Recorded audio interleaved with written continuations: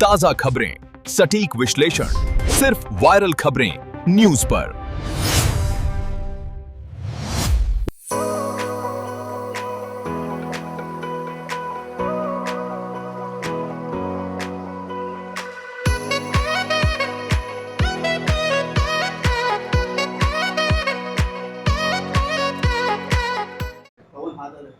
मैं आशीष महादेव माने, चांदिवली विधानसभा उम्मीदवार, वार्ड क्रमांक 159।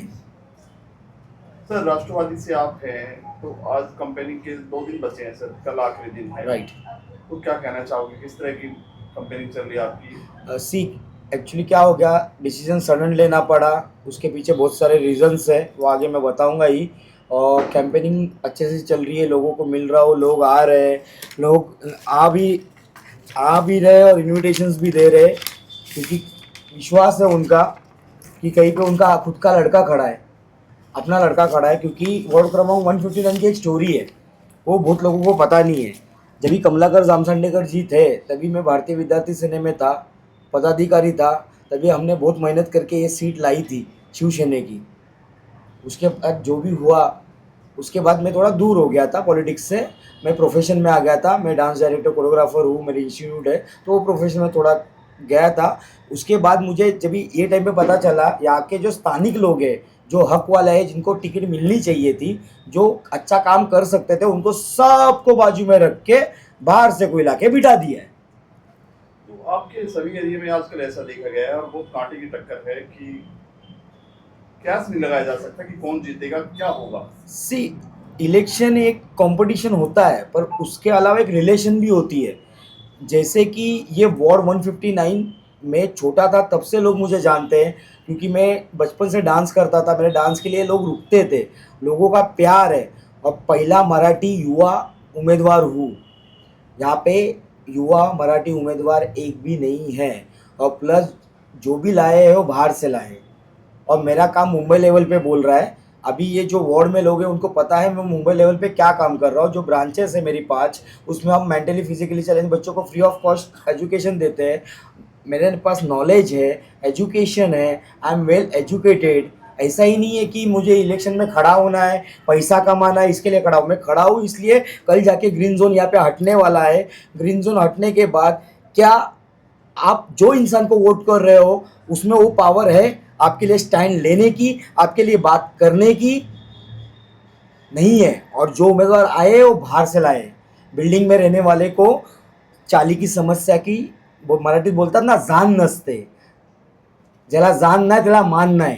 तो आप समझ सकते हो इस मुद्दे को। हाँ, मैं रहा हूँ ना चाली में, मेरा बचपन गया है। दहंडी फोड़ी है, दहंडी लगाई है, बहुत सारी चीज़ें मैंने की है वार्ड में। जब भी मैं स्कूल में था, अचानक में सब कॉन्वेंट स्कूल की फीस बढ़ गई थी, 250 से डायरेक्ट 1500 की थी। तभी जो आंदोलन हुए, तभी उसमें मैं भी था, पर न्यूज़ में मेरा नाम आया था, बहुत ज़्यादा उछला था। इसके वजह से मुझे वो स्कूल से रिज़ाइन देके दूसरे स्कूल में जाना पड़ा था। और वो आंदोलन में क्या डिसाइड हुआ कि 1500 नहीं करेंगे, स्लोली बढ़ाएंगे। आप सर्च करके स्टोरी निकाल सकते हो, मैं सच बोल रहा हूँ कि झूठ बोल रहा हूँ। फिर 350, 450, 550, 650 ऐसे हम स्कूल फीस बढ़ाएंगे, ये डिसीजन हुआ था। तो तब टाइम पे जब भी मैंने आंदोलन में पार्ट लिया था, मुझे पता नहीं था आगे जाके ये होने वाला है। मैं लोगों के लिए खड़ा हूँ, मैं खुद के लिए नहीं खड़ा हूँ। अभी लोगों को ये सोचना है कि उनको क्या चाहिए, कि जो काम करने वाला है वो चाहिए या पैसा बांटने वाला चाहिए जो बाहर से आके पैसा बांट रहा है। आपने बताया कि भारतीय विद्यार्थी सेना से आप जुड़े हुए थे, उसके बाद शिवसेना को आपने समर्थन किया था। क्या वजह रही कि राष्ट्रवादी कांग्रेस पार्टी में नहीं, मैंने बोला ना, कमलाकर काका का जब भी वो इंसिडेंट हुआ, मेरे दिल में बहुत लगा, तो मैंने तभी ही रिजाइन दिया। उसके बाद मैं पॉलिटिक्स ज्वाइन ही नहीं किया, but not an politically but socially I am involve much more. कोई भी मेरे पास आए, कुछ कीजिए, कुछ चाहिए, because I am connected with many of NGOs in Mumbai, I am working for them. So मैं काम कर रहा हूँ। लॉकडाउन में मैं बाहर निकला हूँ, मेरे फेसबुक पे वीडियो है, आप नीचे जाके सर्च करो। लोग क्या, मैंने पेट्स के लिए भी, गाय गौ माता जो थी लॉकडाउन में, उनके लिए हम लोग गए। हम मेरी आशीष टीम टी शर्ट पहन के निकली है, मेरे जो इंस्टीट्यूट के मैंने पर्सनली किया है। वो पुलिस प्रशासन हो, उनको पानी हमने पहुंचाया है लॉकडाउन में।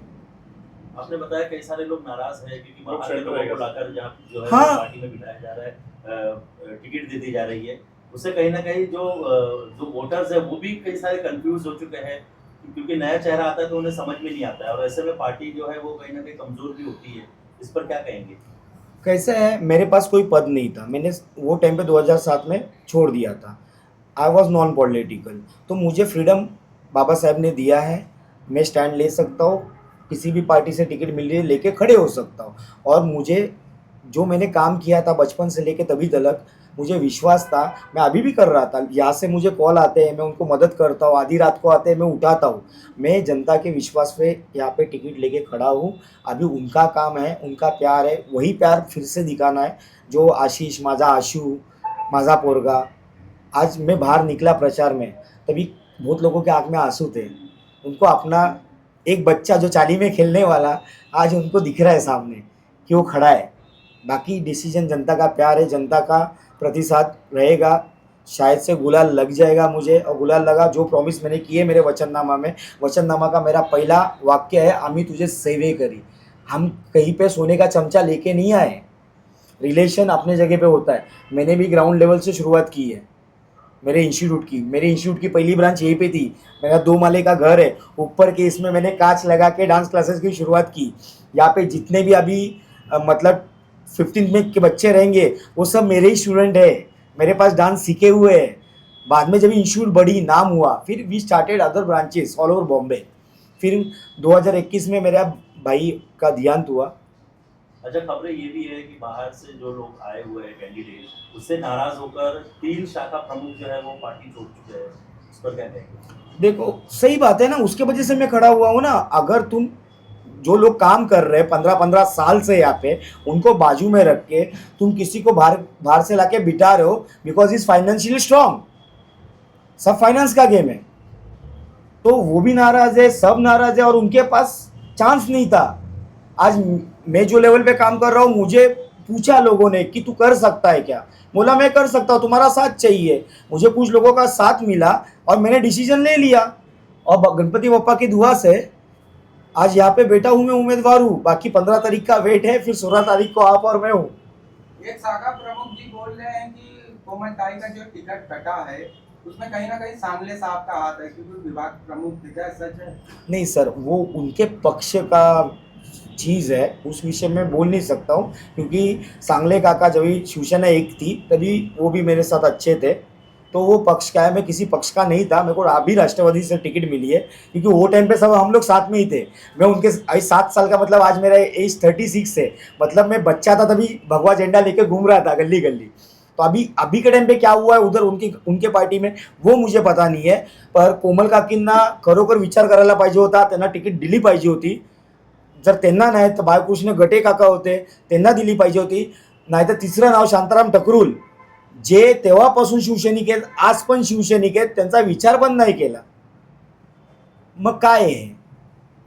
जैसे कि आपने बोला आप ग्राउंड लेवल से जुड़े हुए हैं, तो आपके दिमाग में कौन सा ऐसा प्रॉब्लम है जिससे जनता ज्यादा त्रास है, ज्यादा परेशान है, और जीतने के बाद आप उसको करने वाले और किस प्रकार करने वाले हो? सर प्रॉब्लम ही प्रॉब्लम है। आप कल बाहर निकलो और पूछो, कच्चर कुंडिया अभी जाके ना चेक करो, कचरा बाहर है कि अंदर है।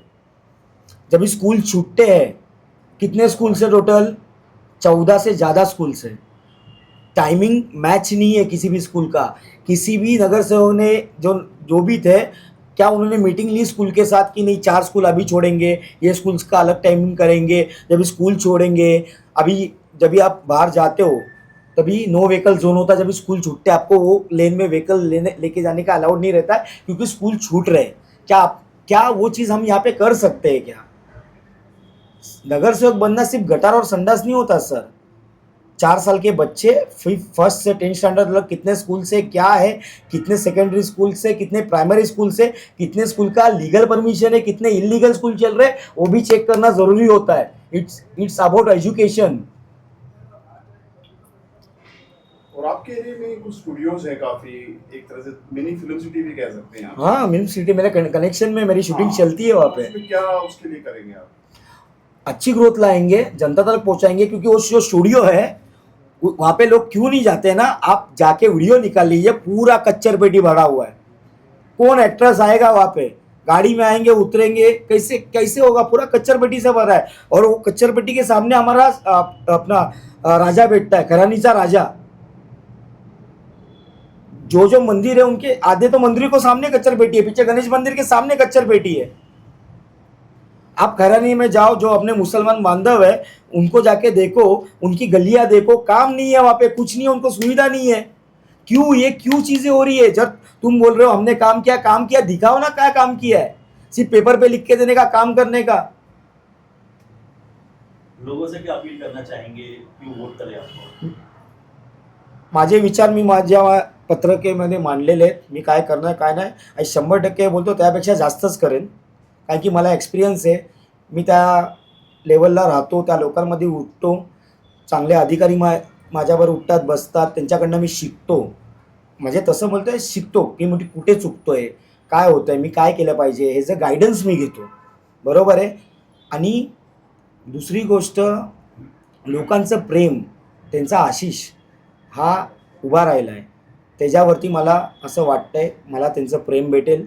चाळीतला पोरगा, चाळीतला वाढलेला पोरगा, डोंगरावरती काय बोलतात लहानपणीचे खेळ आपले तर बंद झाले आता सोशल मीडियामुळे. काय पोरं सोशल मीडियाच्या मागे लागलेत, त्याचा पण आपल्याला विचार करायला लागेल. सोशल मीडियापासून लांब करून एक क्रीडा संकुलन कसं देऊ शकतो आपण, त्यांच्या ॲक्टिव्हिटीज कशा वाढवू शकतो. म्हणजे लपाछुपी खेळायचो, आमची लपाछुपी वरती डोंगरापर्यंत असायची, पकडापकडी परेगावडीपर्यंत असायची. त्यावेळेचे खेळ बंद झालेले आहेत. पण आता काय करू शकतो आपण नवीन पिढीसाठी? पण तोच पोरगा चाईमध्ये धावणारा आज परत उभा राहिलेला आहे, त्यांच्यासाठी उभा राहिलेला आहे. मेरा एक सवाल है कि किसी एक पक्ष ने, सभी पक्ष में देखा जाता है कि एक सच्चा कार्यकर्ता जो होता है काम करते जाता है, जी जान से काम करता है, पार्टी को बहुत आगे तक लेके जाता है. 20 साल, 30 साल, 40 तक, 45, 50 भी, इतने सालों तो वो काम करके, लेकिन कहीं ना कहीं पक्ष उसको नजरअंदाज क्यों कर देता है कि वो एक कार्यकर्ता, कभी ऐसे नहीं लगता है कि कार्यकर्ता से यूज करते कि कार्यकर्ता ही रहे, और बाकी जैसा आपने कहा कि जो काम करने वाले हैं वो वहीं रह जाते हैं, और जैसे बाहर से जाके किसी और को खड़ा करते, तो इसको पार्टी को भी सोचना चाहिए कि इसका पार्टी को ही नुकसान होगा आगे जाके. क्योंकि लोग तो ये देखते, जब आप प्रचार करते हो तो वही देखेगा कि हमारा काम किसने किया, तो पार्टी को कितना बड़ा नुकसान उठाना पड़ सकता है इससे. बहुत बड़ा नुकसान उठाना पड़ता है जी. देखो, कोई कार्यकर्ता होता है वो 30-40 काम करता है, वो वेट करता रहता है कि पक्ष मेरे बारे में आज सोचेगा, कल सोचेगा, परसों सोचेगा. बालकृष्ण गटे जी तो 3 बार अपक्ष खड़े हुए थे, ये बार तो सोचना चाहिए था उनके बारे में. और जब भी वो दिल में दुखती है ना, तभी नहीं समझ में आता है, इंसान उधर इधर भागता है, तभी उनके गलत लोगों से मिल जाता है, तभी पक्षों को गुस्सा आता है. क्या करेगा? 40 साल काम किया, अभी क्या करूं, मुझे नहीं मिल रही है चीज़. तो कभी कोई इंसान गलत मिल जाता है, गलत रास्ते पे लेके जाता है. जैसे आप माँ बाप बोलते हैं ना कि अच्छे दोस्त बनाओ, अच्छे दोस्तों को पकड़ो जो सही रास्ता दिखाए. जब भी इंसान दुख में रहता है ना, उसको अच्छा इंसान मिलना ज़रूरी है. वही जब भी कोई भी दुखी आदमी को है ना, सही रास्ता दिखाओ, नहीं दिखाते. तो कहीं ना कहीं पक्ष को, जो भी पक्ष है उसको इस बारे में चिंतन करना बहुत जरूरी है. बहुत ज़रूरी है. बहुत आने वाले टाइम में तो बहुत ज़रूरी है, क्योंकि अभी सोशल मीडिया का टाइम है. यंग क्राउड एक्टिवेट हो चुका है, वो देखते हैं, वो पढ़ते हैं, और वो माँ बाप को अपने समझाते हैं, नहीं डैडी ऐसा नहीं है, हमने न्यूज़ देखी है. सो जो लॉकडाउन, ये 8 साल के बाद इलेक्शन हो रहे हैं, तो जो माहौल वो टाइम पे था, वो टाइम पे सोशल मीडिया का एवरेज देखो, और आप ये टाइम पे सोशल मीडिया का एवरेज देखो. Each and every child above 5 years is using a handset. सब ऐप्स उनको पता है क्या करना है, फेसबुक से लेके इंस्टाग्राम सब पता है उनको. तो वो अपने मम्मी डैडी को बताते, नहीं इनका ये वीडियो आया था, इन्होंने ये गलत काम किया है. पिछले 1 साल से खाड़ी में आपके ही वार्ड में काला जलाए 40 से 35. अब वहाँ पर नगर सेवक जाके जो पूरे नगर सेवक को कह रहे हैं मुझे चुन कर लाओ और मैं बनाऊंगा. क्या 1 साल तक वो शांत थे तब नहीं बनाना चाहिए?